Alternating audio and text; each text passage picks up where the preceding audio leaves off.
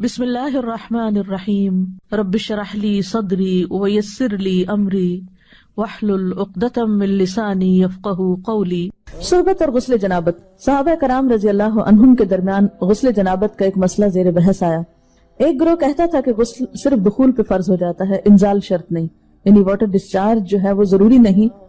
دوسرا گروہ بیان کرتا تھا کہ وجوب غسل کے لیے دخول کے ساتھ انزال بھی شرط ہے۔ یہ طویل مباحثہ کسی فیصلہ کن صورت پر منتج نہ ہوا۔ آخر قرار پایا کہ ام المومنین حضرت عائشہ رضی اللہ عنہا سے دریافت کیا جائے۔ حضرت عائشہ نے کہا کہ رسول اللہ صلی اللہ علیہ وسلم نے فرمایا، اذا جلس بین شعبها الاربع ومس الختان الختان فقد وجب الغسل۔ جب مرد عورت کی 4 شاخوں کے درمیان بیٹھ جائے اور اس کا محل ختنہ عورت کے محل ختنہ کے ساتھ مس کرے تو غسل واجب ہو جاتا ہے۔ تو مسئلہ یہ ثابت ہوا کہ صرف دخول پر ہی مرد اور عورت جنبی ہو جاتے ہیں اور ان پہ غسل واجب ہو جاتا ہے، انزال یعنی منی کا نکلنا شرط نہیں۔ جنابت کے احکام۔ وجوب غسل کی حالت کو حالت جنابت کہتے ہیں۔ وجوب غسل یعنی جب غسل واجب ہو جاتا ہے تو اس حالت کو جنابت کہتے ہیں۔ جنابت کا لفظ جم سے، جم پہلو کو کہتے ہیں، نہیں بچنا۔ مندرجہ ذیل 4 حالتوں میں مسلمان مرد اور عورت پر غسل کرنا فرض ہو جاتا ہے۔ نمبر 1، جوش کے ساتھ منی خارج ہونے کے بعد، اس میں احتلام بھی داخل ہے، یعنی کوئی ایسا خواب آئے یا ویسے۔ نمبر 2، صحبت کے بعد یعنی سیکشول انٹرکورس کے بعد۔ نمبر 3، حیض کے بعد۔ نمبر 4، نفاس کے بعد یعنی بچے کی پیدائش کے بعد۔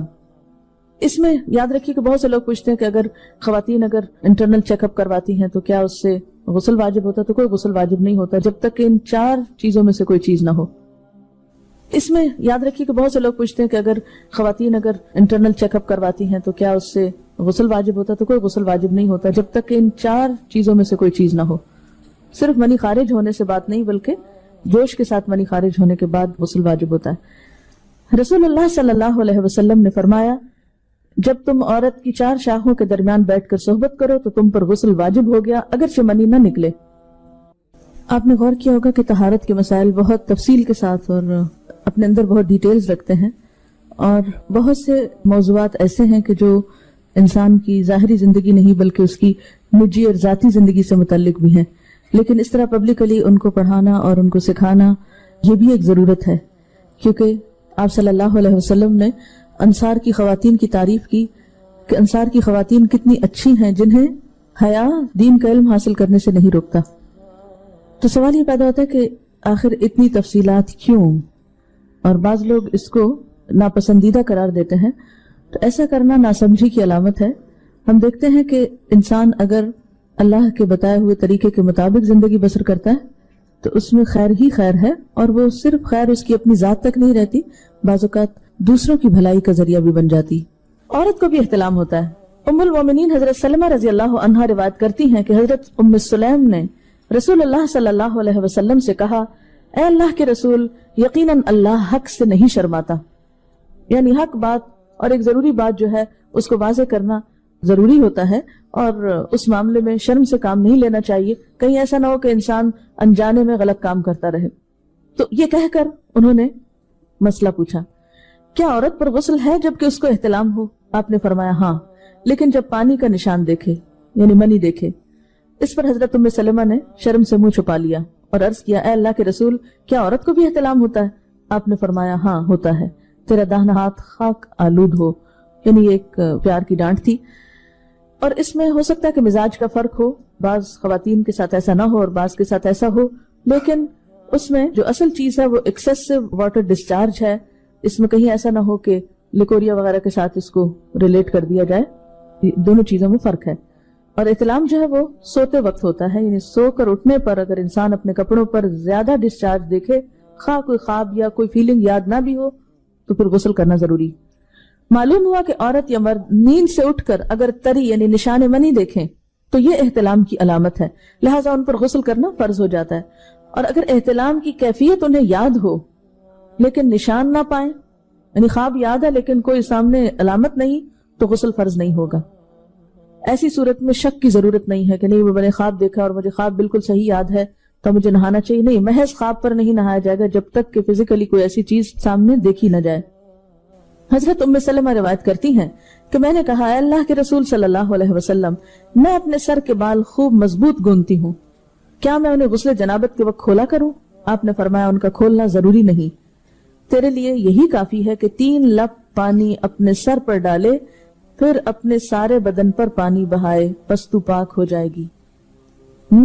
یعنی بالوں کی جڑیں بھیگنا، سکن بھیگنا ضروری ہے، سارے بال کھولنا ضروری نہیں ہے. جنبی کے بالوں کا مسئلہ. حضرت عائشہ کو خبر ملی کہ حضرت عبداللہ ابن عمر عورتوں کو غسل جنابت کے لیے بال کھولنے کا حکم دیتے ہیں. فرمانے لگی ابن عمر پر تعجب ہے، انہوں نے عورتوں کو تکلیف میں ڈال دیا، وہ انہیں سر منڈوانے کا حکم کیوں نہیں دے دیتے؟ یہ حضرت عائشہ کی ڈانٹ تھی. یعنی وہ یہ تو کہنے کہ عورتیں بال کھول کھول کے نہائیں تو وہ پھر سیدھا یہی کہیں کہ عورتیں بال منڈوا لیں. میں اور رسول اللہ صلی اللہ علیہ وسلم ایک ہی برتن میں غسل کرتے اور میں اپنے بال کھولے بغیر سر پر 3 چلو سے زیادہ پانی نہیں ڈالتی تھی. معلوم ہوا کہ غسل جنابت کے لیے بال کھولنے کی ضرورت نہیں، مگر یہ حکم صرف غسل جنابت کا ہے. غسل حیض کے لیے بالوں کا کھولنا ضروری ہے کیونکہ وہ مہینے میں ایک دفعہ ہے. حضرت عائشہ سے روایت ہے کہ انہیں رسول اللہ صلی اللہ علیہ وسلم نے غسل حیض کے لیے فرمایا اپنے بال کھولو اور غسل کرو. اس میں آپ دیکھیے کہ دونوں چیزوں میں فرق کیوں ہے، دونوں کی نوعیت فرق ہے. اور حیض جو ہے وہ ایک نجاست کی کیفیت بھی ہے نا، قل ہوا اذی، تو اس کے بعد نہانا اور نہا کر خوشبو لگانا خاص طور پر اس کا سارا حکم آتا ہے. لیکن غسل جنابت میں نجاست کی وہ کیفیت نہیں ہے. یعنی حیض کا خون اور منی جو ہے ان دونوں کے حکم میں بھی فرق ہے. ٹھیک ہے نا. بعض علماء کے خیال میں جو منی ہے اٹ سیلف وہ ناپاک چیز نہیں ہے. اگر کسی کپڑے وغیرہ کو لگ گئی تو وہ کپڑا ناپاک نہیں، اگر اس کو خشک ہونے پر کھرچ کے صاف کر دیا جائے تو کپڑا صاف ہو جائے گا. لیکن خون حیض پر آپ صلی اللہ علیہ وسلم کیا فرمایا؟ چٹکیوں سے مل مل کے اس کو صاف کر کے دھوئے. تو ان دونوں میں بھی فرق ہے. لہٰذا ان دونوں کے بعد نہانے کے حکم میں بھی فرق ہے. ایک میں بال کھولے جائیں گے اور بال بھی دھوئے جائیں گے اور بالوں کی جڑیں بھی دھوئی جائیں گی، جبکہ دوسرے عام غسل جنابت میں بال کھولنا اور پورے بال دھونا شرط نہیں.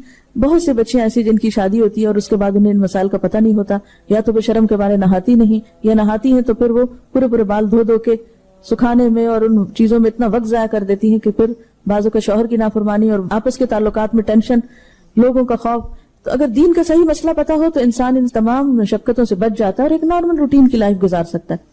تو اس میں کیا صرف 3 کپ پانی، 3 لپ پانی، یعنی 3 دفعہ کیوں کہ اگر ایک دفعہ ڈالنے سے پوری طرح نہیں بھیگا تو آپ یہ بھی کر سکتے ٹیپ کے آگے سر کر کے تو ساری اسکن جو ہے سر کی اس کو آپ گیلا کر لیں. پیچھے سے بال جو ہیں اگر لمبے ہیں تو ان کو ایک طرف کر دیں تاکہ پورے بال نہ دھونے پڑے، نہ سکھانے پڑے، نہ خشک کرنے پڑے، اور باقی جسم پہ پانی بہا لیں. دوسری صورت یہ ہے کہ مگ میں پانی لے کے تو اس کو آپ تھوڑا تھوڑا کر کے پورے کو ایک دفعہ کریں، پھر اس کے بعد دوبارہ کریں اور تیسری دفعہ رول کر کے بالوں کو پیچھے سے شاور کیپ ڈال لیں اور باقی جسم پھر دھو لیں. شاور کیپ سے کیا ہوتا ہے عام طور پر کہ پیچھے کے جو سارے لمبے بال ہیں پھر وہ نیچے گر کے گیلے نہیں ہوتے، وہ آپ کے سر پہ ٹک جاتے ہیں. تو سر کی سکن دھوئیں اور بالوں کو جوڑے کی شکل میں باندھ کے اوپر شاور کیپ پہن کے پھر باقی جسم کو اچھی طرح دھو لیں. تو اس میں آپ دیکھیں کہ جب بالکل سر کے سکن کا حصہ ہی تر ہوگا، اور یہ 3 دفعہ کرنا ہوگا، ایک دفعہ سے نہیں کام چلے گا، 3 دفعہ کرنا تاکہ کوئی بھی بال برابر جگہ سکن کی خشک نہ رہ جائے. تو اس سے کیا ہوگا کہ جتنا کم بال گیلے ہوں گے اتنے کم دیر میں ان کو خشک بھی کیا جا سکتا ہے اور کسی بھی مشقت کے بغیر انسان نماز پڑھ سکتا ہے.